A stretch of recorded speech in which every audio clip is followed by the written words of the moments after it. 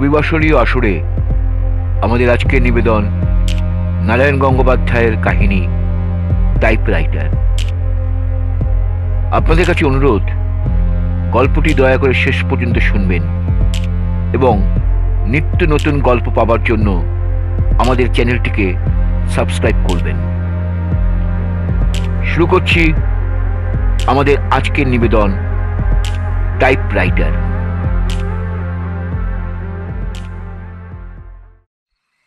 সন্ধ্যেবেলায় দাসের অফিসে ঢুকে দেখলাম ও তখনও বসে কি কতগুলো কাগজপত্র পড়ছে। আমার পায়ের শব্দে চমকে উঠে বলল, আরে তুমি?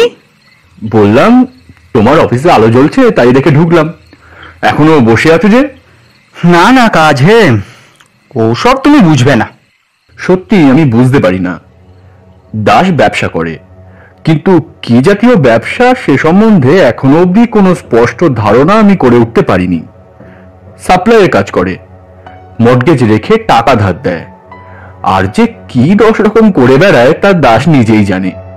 ভগবানও জানেন কিনা সন্দেহ। আমিও তাই জানতে চাই না, কারণ আমি দাসকে জানি, সেই কলেজ জীবন থেকেই জানি।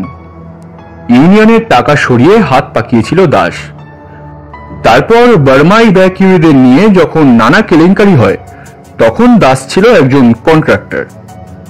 সেই থেকে ধাপে ধাপে কতদূর যে সে এগিয়েছে সেই সম্বন্ধে কোনো রকম অনুমান করতেও সাহস হয়নি আমার।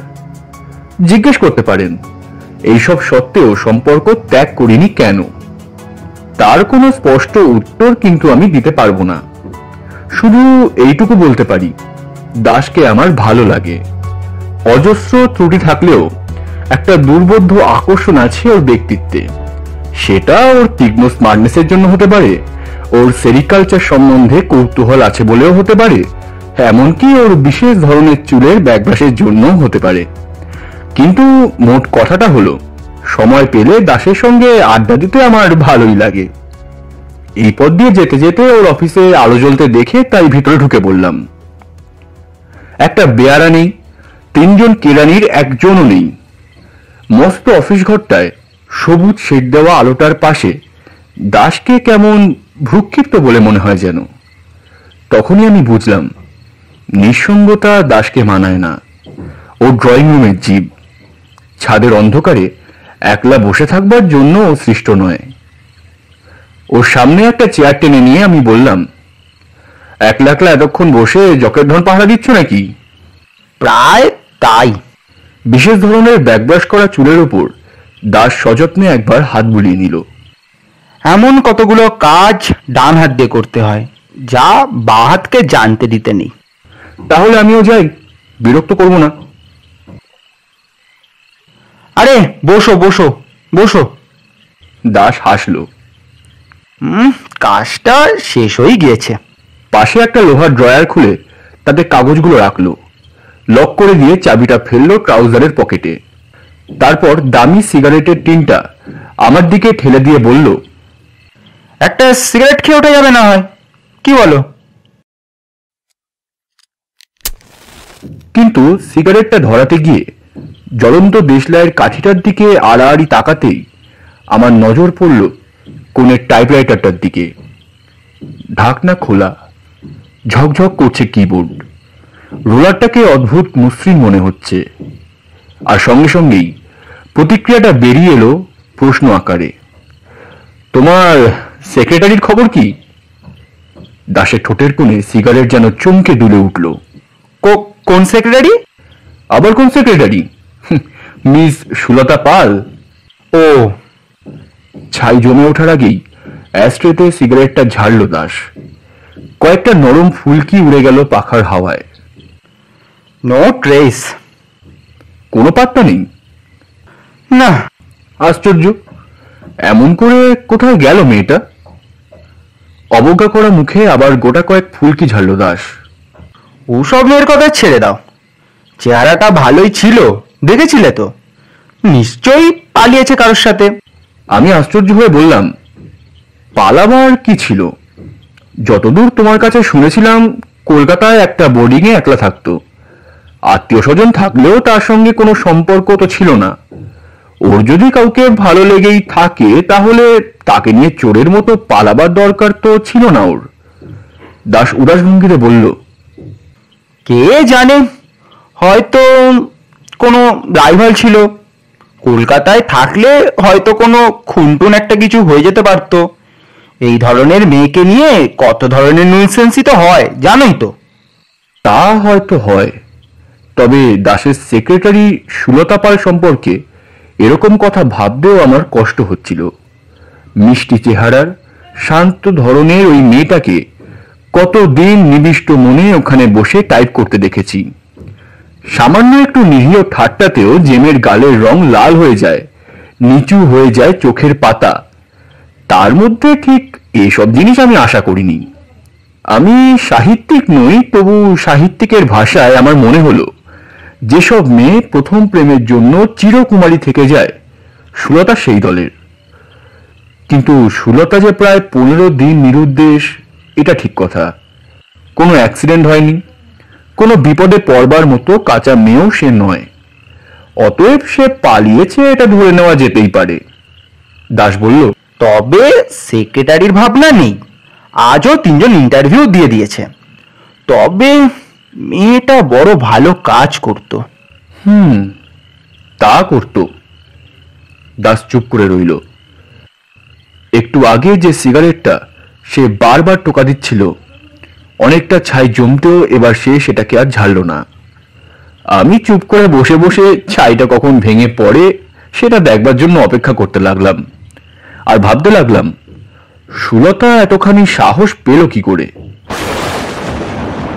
সুতরাং একটু পরেই দাস যখন বলতে যাচ্ছিল এবার ওঠা যাক, অন্তত ওর মুখ থেকে এই কথাটাই বেরিয়ে আসবে বলে মনে হচ্ছিল আমার, ঠিক তখনই ঝমঝম করে বৃষ্টি নামলো বাইরে।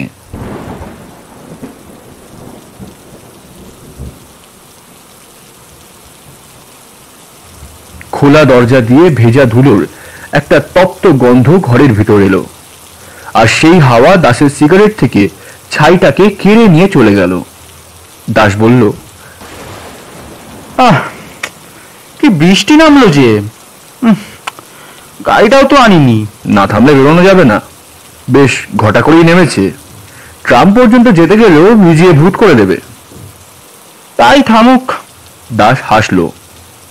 তাহলে একটু বসো তুমি, আমি একটা টাইপের কাজ সেরে নি ততক্ষণ। উঠে টাইপরাইটারের দিকে এগিয়ে গেল দাস। সুলতা সম্পর্কে ভাবনাটা ভুলবার জন্য আমিও একটা বাণিজ্য সংক্রান্ত পত্রিকা তুলে নিলাম টেবিল থেকে। তারপর মাল্টিপারপাস স্ক্রিনের উপর একটা প্রবন্ধ পড়বার চেষ্টা করতে লাগলাম। আলগা মনোযোগের ভিতর কানে আসতে লাগলো বাইরে বৃষ্টির আওয়াজ, টাইপরাইটারের রোলারের কাগজ জড়ানোর খসখসানি, তারপর খটাখট করে গোটা কয়েক টাইপিং এর শব্দ। পরক্ষণেই দাস হেসে উঠল। হাসি কেন, কি ব্যাপার? আরে এসো এখানে, দেখো কি মজা হয়েছে। আমি উঠে গিয়ে ওর পাশে দাঁড়ালাম। মজাই হয়েছে বটে একটা। ওপরে টেন্ডার বলে হেডিং দিয়ে তার নিচে 3 বার টাইপ করে বসেছে একটা নাম, সুলতা পাল। অবাক হয়ে বললাম, এর মানে? সুলতা পালের নাম টাইপ করছো কেন? দাস বলল, আরে মানেটা তো আমিও ভাবছি।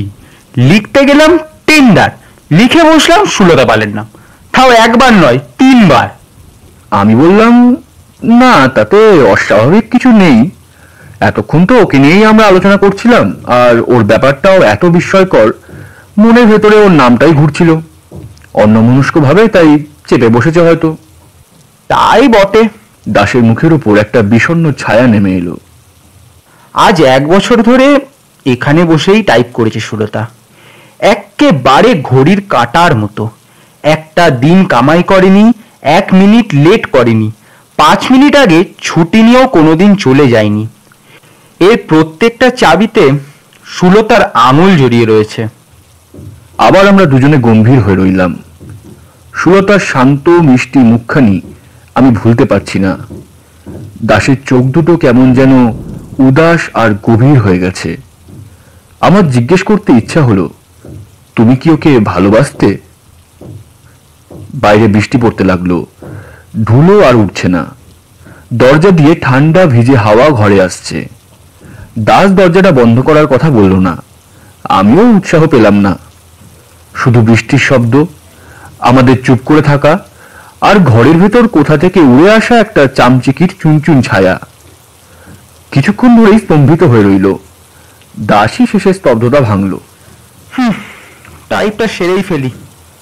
কাগজটা খুলে সেটা তাল পাকিয়ে নিচের বাক্সটায় ফেলে দিল, জড়িয়ে নিল আরেকখানা। আবার খটাখট করে বেজে উঠল টাইপিং এর শব্দ। আমি টাইপরাইটারের টেবিলের কোণে দাঁড়িয়ে আছি। একটানা বৃষ্টির শব্দে টাইপিং এর শব্দ একাকার হয়ে এলো।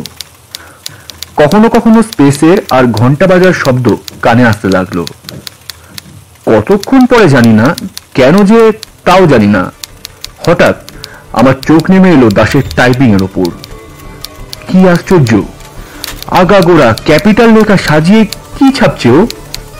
যা দেখলাম তাতে কয়েক মুহূর্ত নিজের চোখকে বিশ্বাস করতে পারলাম না। প্রচন্ড স্পিডে পাগলের মতো দাস যা ছেপে চলেছে তা এই টেন্ডার। আমি অকপটে স্বীকার করছি যে সুলতা পালকে আমি খুন করেছি। আমার ব্যারাকপুরের বাগান বাড়িতে পুরনো গ্যারেজের ভিতর একটা বড় কেবিন ট্রাঙ্কে তার মৃতদেহ রয়েছে। আমি তার উপর বল প্রয়োগে ব্যর্থ হয়ে, কিন্তু আর তো আমি নিজের চোখকে অবিশ্বাস করতে পারি না। যা দেখছি সে তো স্বপ্ন নয়। আর্তনাদ করে উঠলাম, দাস, এ কি টাইপ করছো তুমি? এটা এটা কি টাইপ করছো? টুলের উপর দাস থরথর করে কেঁপে উঠল। একটা মৃত প্রাণী যেন নড়ে উঠেছে ইলেকট্রিক কারেন্টের ছোঁয়ায়। যেন এতক্ষণ সে ঘুমিয়ে ঘুমিয়ে টাইপ করে যাচ্ছিল, হঠাৎ জেগে উঠেছে। আমি আবার বললাম, দাস, দাস, এ কি টাইপ করে যাচ্ছ তুমি? নিজের টাইপিং এর ওপর চোখ বোলাতে 10 সেকেন্ডও লাগলো না দাসের। তারপর লাথি মেরে টুলটাকে ফেলে দিয়ে সোজা হয়ে উঠে দাঁড়ালো। হ্যাচকা টেনে কাগজটাকে বার করে দিয়ে বিকৃত গলায় বলল, না, না, আমি না, আমি না। আমি আরো কি বলতে যাচ্ছিলাম, কিন্তু দাস বলতে দিল না। মিথ্যে কথা, আমি নয়, আমি নয়। শান্ত গলায় আবার চিৎকার করে উঠল সে। পর মুহূর্তে ছুটে ঘর থেকে বেরিয়ে গেল সে, নেমে গেল রাস্তায়। আমার বিহলতা কাটতে আরো প্রায় 1 মিনিট সময় লাগলো। তারপর যখন সেই বৃষ্টির মধ্যে পথে বেরিয়ে এলাম, দেখলাম মাত্র 20 গজ দূরে একটা লোক চাপা পড়েছে বাসের তলায়। কাছে না গিয়েও বুঝতে পারলাম সে দাস ছাড়া আর কেউই নয়।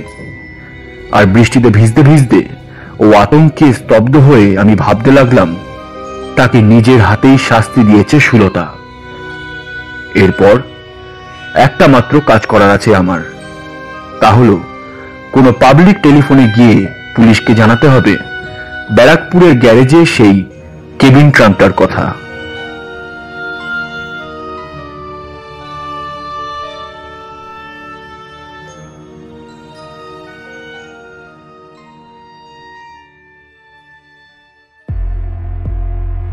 এতক্ষণ আপনারা শুনছিলেন নারায়ণ গঙ্গোপাধ্যায়ের কাহিনী টাইপরাইটার।